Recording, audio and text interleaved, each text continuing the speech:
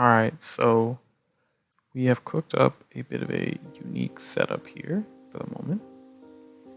I have some self-limitations to make the setup weaker, like no essence orb, for example. It's the obvious one. I took out some rare and powerful shields. Nothing too crazy going on, but not at full optimal capacity. You can see I've got some funky items in here. Now what I'm going to be doing is I'm going to be building bleed with a really unique spell, which is Dratonnan's Fury. And as you can see, it only costs 123 MP. That is actually intended.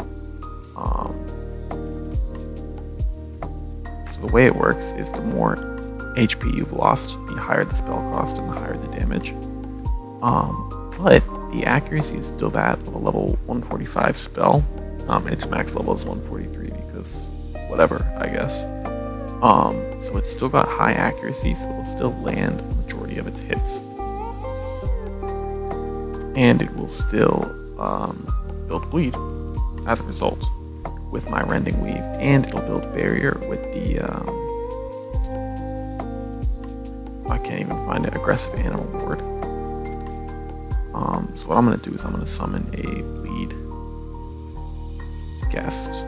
Now this boy is set to MP, and the reason he's set to MP is because I don't really have to worry about MP because my spell is only 123 MP. So now you're going to see some pretty weak damage. Honestly, that's higher than I thought. But for this reason, you're not really trying to boost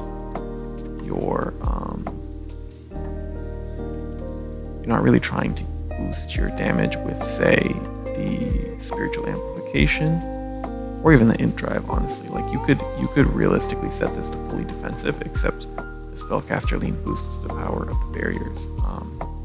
So I don't want to do that, but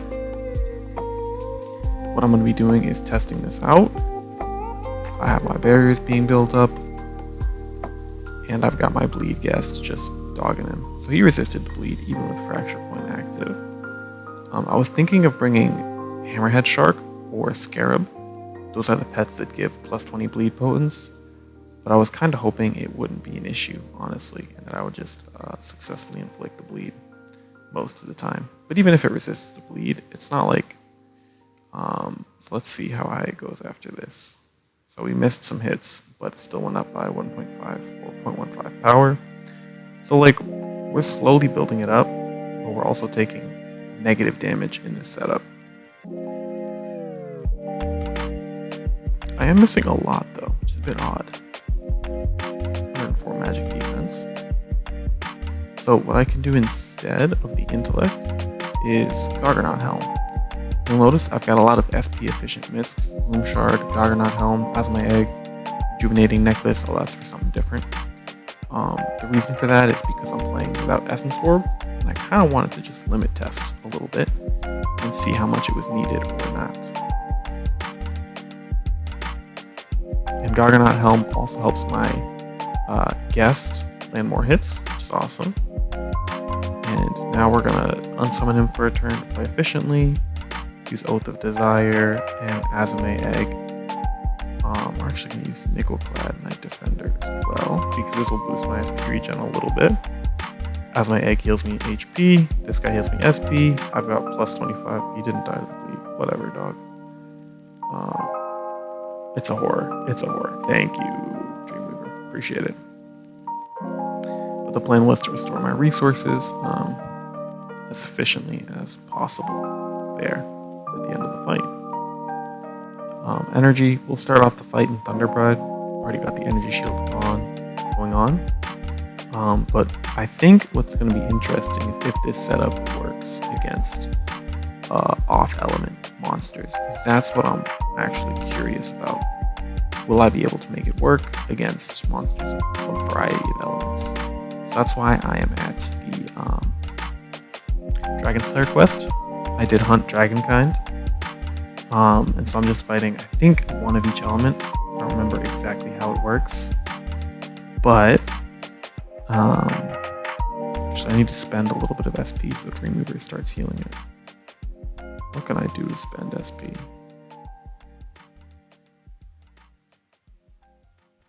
Use Time Gauntlet.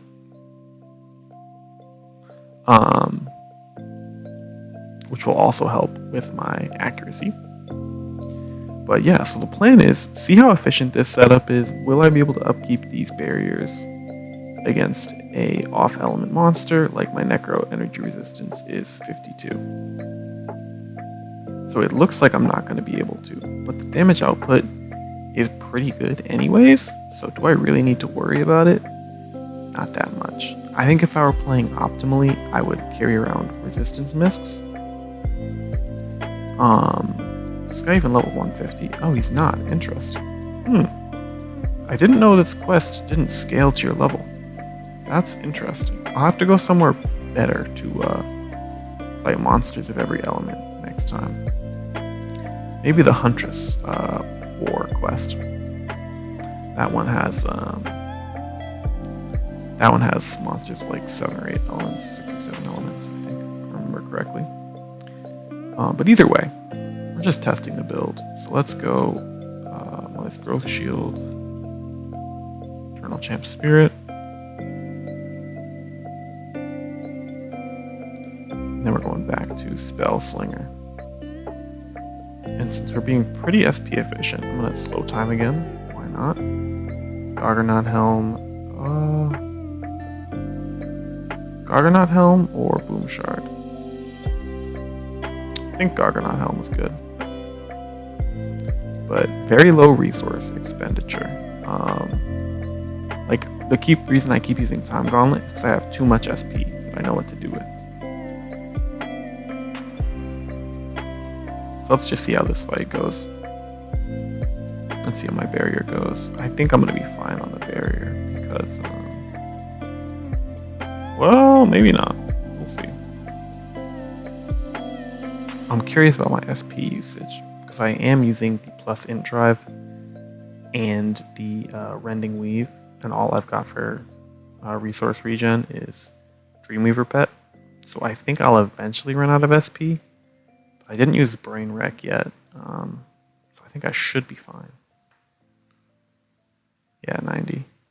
Yeah, I'll be good. Just barely. But as you can see, I've fought 3 monsters, and none of them are crazy challenging. But I've been very resource efficient, haven't lost any HP. I really like this guy, because I get to use the healing resistance shield, which boosts, like, everything. The barriers and the, SP regen from my pet. So let's go Garganaut Helm, Drakonnan's Fury. Also, I just like the spell animation. I've never played with it before, so I didn't know. A Paralytic Toxin. Purple damage. I don't remember what this thing does. I don't think it's very much of a big deal. Oh, it did paralyze me later on.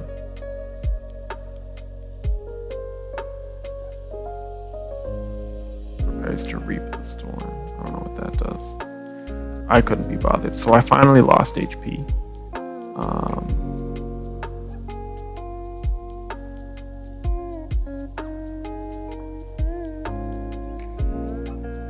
Now here is where I'm going to try out my next thing. I'm going to do Twin Summoning. Second Undead Beast. Keep on my Fracture Point weapon, and because I can't draw mana with a Tome, I'm gonna draw mana with Azame Egg. Now I forgot to. So here I get to keep the Bleed Potence off the weapon. You know, these guys have a plus 20 BTH lane. They're kind of lacking. But basically, what I'm doing is, this pet and guest don't cost any SP, so I'm passively regenning SP. And I am restoring mana while having my Bleed Potence weapon out, so my bleed won't deplete as easily. This guy should be dead. Yep, there he goes. So that's the reason I run Azame Egg, so I can have this weapon out, or my healing resistance weapon out, both of which apply meaningful passive benefits that I might not be able to use a misc for, because there's no bleed res misc, and the healing res miscs, after Myrmidon gets changed, they don't feel that good to me. I mean, they're good, but like, they're not my favorite. So that's another thing you can do with this item build. Okay, here's going to be the real test. Light Dragon. But the good thing about the Light Dragon is we get the Mana Crystal Defender, baby. Who's with me? I'm excited.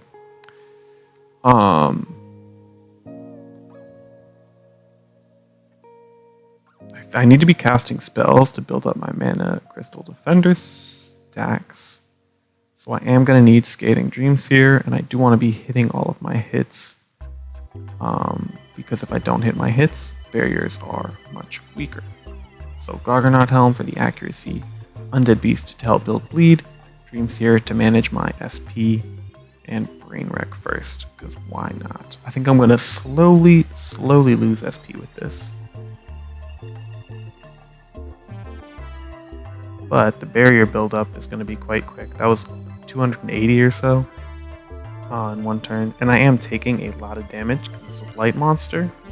But for a light monster, gaining 220, 250 barrier every turn makes it a lot easier to manage. So it barely broke through my barrier. Oh, it resists the bleed. I don't know how they're resisting the bleed. I should have, should be winning major. But I lose minor. Not even. I don't know why they're resisting the bleed so much. I think it's at a -20 save as well, if I'm not mistaken. Either way, not that big a deal. The bleed is adding on to my damage, and if I so choose, at any time, this is honestly the strong part of the build. I can use Unravel Blood and do a lot of damage without any boosting by eating the bleed that I've built up on the monster. That was a 1 turn of bleed buildup, by the way, not even trying to build up bleed, just with the passive Rending Weave. Oh, whoops. Forgot to switch to a water armor for turn 1. No biggie. So here you can see the spell. It says 123 MP, but it's actually going to take a little bit more. So what I'm going to do here is use Time Gauntlet and then keep Brain Wreck equipped. So against water monsters or fire monsters with Drachma, water with Brain Wreck, ice with Time Gauntlet, I can take 50% incoming damage with my defensive miscs. That's just basic, but like, it's nice to have. Stunned my foe. Oh, it hit Thermal Shock. So it has a low chance to Thermal Shock whenever you cast. Gotta turn on Celtic Wheel. There we go. But like, that's not why I'm using the spell, because again, I intend to use this against bosses. At least dark bosses, and maybe ice and earth bosses as well. But you can see, I think, let's check the battle log. I think that one costed notably more mana than 120.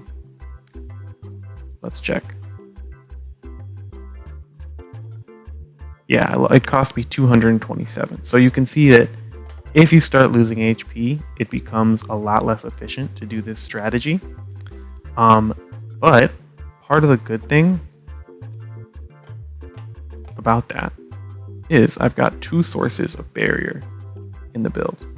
Void Dragon, so I don't need to worry about resists. I've got Gandalfin and the Insightful Armor of Awe, which is basically just scuffed Gandalfin for people who don't have Gandalfin. Gandalfin's crazy OP, boosted with Spellcaster Lean. Really good.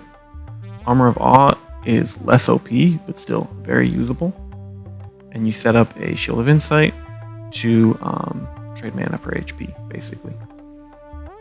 Now you can't stack it with other barriers, and because Necromancer gives you a barrier when you enter the battle, that makes it like kind of unfortunate, because you can't so you can't use it on first turn if you enter the battle in Necromancer. And since this whole thing is kind of spamming Necromancer, I don't like I'm always gonna have Necromancer barrier up, so I won't be able to use Gandalfin or Armor of Awe turn 1. But honestly, not really that big a deal. I don't think. It's good to have them as an option for when I start losing HP. Like if I were taking my time, playing optimally, what I would do is as soon as they break through my Necromancer spellcasting barrier, Also, I should be using Mana Crystal Defender. As soon as they break through my spellcasting barrier, then I would use a Gandalfin cast or Armor of Awe if you don't have Gandalfin. And then I would keep building more barrier on top. It's because I'm spending so little mana, so I can afford to spend it on a mana shield. And then, like you saw, if I do run out of mana or barrier or whatnot, I can do my Azumay Egg setup with Fracture Point and the double bleed setup as well. So I've got pretty much everything covered. Like I don't, and again, these aren't hard monsters, but I think it's interesting just how, I didn't lower his defense, shame. I just think it's nice how quickly or how easily I'm able to maintain this HP lead and how efficiently I'm able to use this mana. I think that when the stat revamp hits and mage, pets, and guests get a lot more accurate, this strategy could definitely become pretty nice of using Drakonnan's Fury. Or just another efficient spell, because like this is only half the cost of modern standard efficient spells, which are like 270 mana. So it's way cheaper, but it's not like you couldn't use another spell that does more damage for the same purpose. To trigger on spell triggers and do a lot of damage. Now that I'm talking about on spell triggers, the real reason this strategy is good, if I didn't outline it already, is because you can use a 123 MP spell, but get the full power out of Necromancer's Bleed toggle and Necromancer's Barrier toggle. So even with a tiny investment, I can get the full spell trigger, which is like 50% melee total with both of them, with just such a tiny investment. That will still be the case. Here's my Azumay Egg setup. That will still be the case of using it with bleed and barrier banking in the Necro armor. But if we ever get more on spellcast trigger weapons, like recently we received the Ice Shortboard, the Ice Demon Shortboard, and the 4 Mage Staves. I'm using Winged Sapphire Staff, but there's also the Wind one, Dark one, and Light one, which do like some burns, blinds, and chokes and whatnot. I forgot what I was doing. I'm kind of forgetting about the game right now, but regardless, if they release a fire on spellcast trigger status Mage Staff, it'll be really good. The Dragon Blade is in another clearing.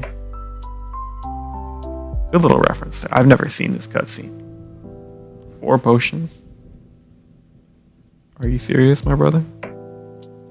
Get a load of this guy after all that work. No, I'm trolling. But if they ever add a fire mage status, like a fire weapon that inflicts status on fire spellcast,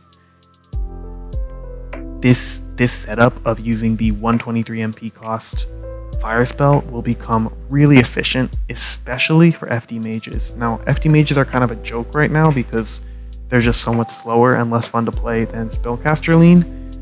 But with a spell like this, trading 120 mana for a status with, hold on, let me check how much power they're worth. Okay, I just checked the info subs. The model that they used for the Mage Staves, the Luminous Whiff, Seraph of Calamity, Eye of the Underworld, etc. You get 60% melee per spell cast. So with a 50% save, that's 120% melee. And you'd be getting all of that value out of a fire spell that costs 120 MP. So is this spell game breaking? No, not at all.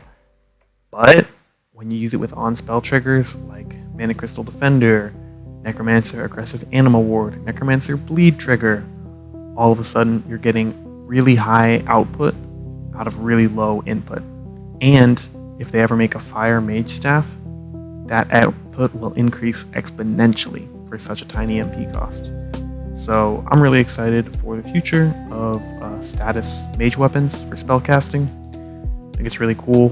Definitely get some crazy powerful items, and bring utility back to spells like these, like could make a totally scuffed up FD mage with this, just built around this combo and this idea of using efficient spells with statuses and on spellcast triggers.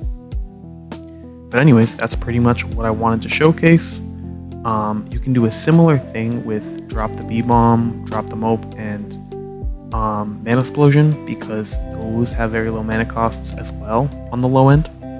But it's harder because they, of course, drain your whole bar, so you have to have a way to restore it. But there is a way. I'm going to eventually showcase it if I can make it good. But we'll see. That is all for today. Have a great day. Spread some peace and love. And I'll see you all later. Bye-bye.